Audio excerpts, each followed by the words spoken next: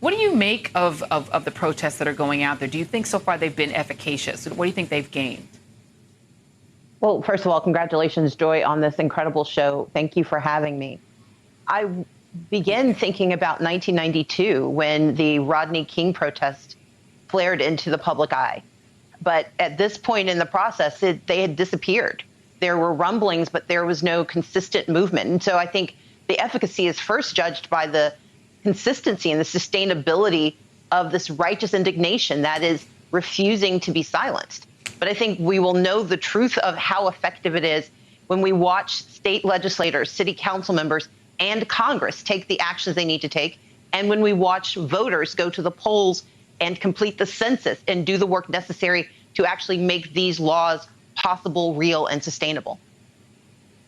Yeah, amen. Please, y'all, please fill out your census forms. What do you make of it when Donald Trump calls the people who are protesting anarchists who hate our country? Well, I begin with the fact that this is a coward who has refused to actually engage in thoughtful conversation. He is a man of deep incompetence who would rather put the country at risk than admit that he doesn't know enough to lead without scientists giving him the information, which is what good leaders do. They admit that they need help. But more than anything, I think he misunderstands the nature of language. And this is a man who uses words that he's heard or gathered from other places and tries to twist them into meaning. But essentially what he is saying is that Americans who are patriots are calling on their country to do right, and that is exactly what we do. That is who we are, and that is what we should be. You know, Congressman Jim Clyburn, Leader Jim Clyburn, was on this weekend with Tiffany Cross on the weekend. He announced the fact that he was introducing a bill that would rename the bill that would restore Section 2 of the Voting Rights Act in honor of John Lewis. That has passed in the House now. That is the process of that is going on right now. We don't know what will happen in the Senate. But voting rights are so pivotal to everything that you do and what Fair Fight Action is all about. Georgia, there is a New York Times investigation that it called The Anatomy of an Election Meltdown in Georgia. This was the election, your election, that you were running for governor. It says, as the political calendar heads toward November, the faults of the state's bulky election system remain largely unresolved since your election and including the primary. And it has become increasingly clear that what happened in June during the primary was a collective collapse. Do you trust Brian Kemp and the apparatus around him to run a free and fair election in November in Georgia?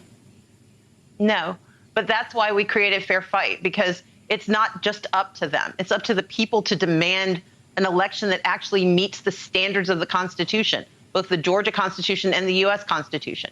That's why Fair Fight Action has sued the state.